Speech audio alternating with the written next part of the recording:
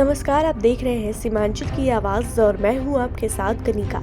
आज के डिजिटल दौर में जहां किताबों और खिलौनों की जगह बच्चों के हाथों में स्मार्टफोन आ गया है, वहीं मोबाइल गेम्स और सोशल मीडिया में डूबे बच्चे शारीरिक और मानसिक रूप से कमजोर होते जा रहे हैं। ऐसे समय में उत्तर दिनाजपुर जिले के करंदगी ब्लॉक स्थित रसाखुआ गांव से एक बेहद प्रेरणादायक खबर सामने आई है, जो समाज के लिए उम्मीद की नई रोशनी बनकर उभरी है। हाल ही में कोलकाता के सॉल्ट लेक स्थित भारतीय विद्या भवन में आयोजित 27वां राहा कप कराटे प्रतियोगिता में रसाखुआ गांव के बच्चों ने शानदार प्रदर्शन कर पूरे जिले का नाम रोशन किया है।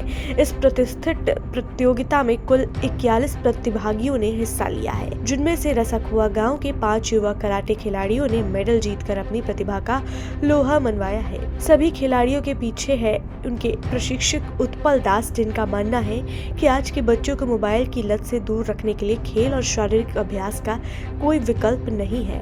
उत्पल दास की कड़ी ट्रेनिंग और अनुशासन के कारण ही ये बच्चे न केवल मेडल जीत पाए, बल्कि शारीरिक रूप से फिट और मानसिक रूप से भी अधिक केंद्रित बने हैं। रसाखुआ गांव के इन नन्हे कराटे योद्धाओं ने यह साबित कर दिया है कि अगर बच्चे मोबाइल स्क्रीन से नजर हटाकर खेल के मैदान की मिट्टी और किताबों के पन्नों से जुड़े तो सफलता निश्चित है। अब ये सभी खिलाड़ी आने वाले दिनों में राष्ट्रीय स्तर की प्रतियोगिताओं की तैयारी में जुटे हैं।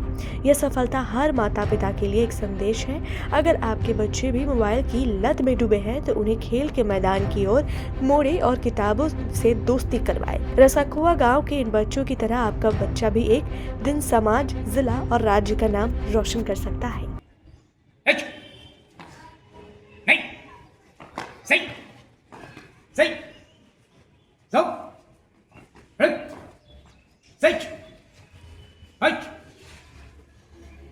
सो, सो, जज, जोसे, जोसे। নাম আমার নাম উৎপল দাস। এর 27তম রাহা কাপ হয়েছে ভারতীয় বিদ্যা ভবন কলকাতা সল্টলেক।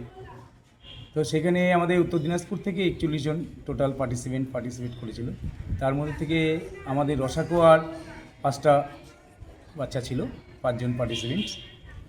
তাদের মধ্যে অয়ন পাল ফার্স্ট হয়েছে, সেকেন্ড হয়েছে অদিতিয়া সাহা আর পূর্বী মাহাতো, আর থার্ড হয়েছে দেব চক্রবর্তী, সম্রাট মাহাতো।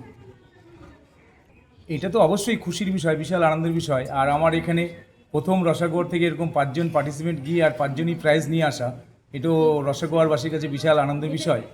আর তার সঙ্গে আরেকটা যেটা বলি সেটা হচ্ছে, এখন তো বাচ্চারা সব মোবাইল নিয়েই ব্যস্ত থাকে।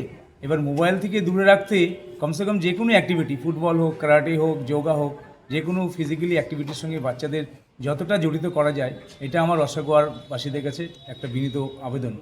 যে সমস্ত বাচ্চাদের হাতেই দেখি মোবাইল, সেই মোবাইল আসক্ত থেকে দূরে করতে কমসে কম তাদেরকে যে কোনো ফিজিক্যালি অ্যাক্টিভিটির সঙ্গে তাদেরকে যুক্ত রাখতে হবে। তো এইটা তো ভীষণ আনন্দের বিষয়। আর আগামী দিনে চাইবো এরা আরও বড় জায়গায় যাক।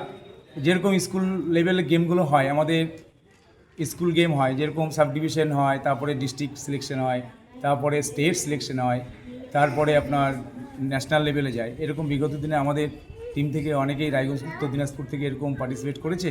এবারও যেরকম একজন সেকেন্ড হয়ে এসছে, তারপরে একজন গোল্ড পেয়েছে ফার্স্ট, এবার ন্যাশনালে যাবে তারা।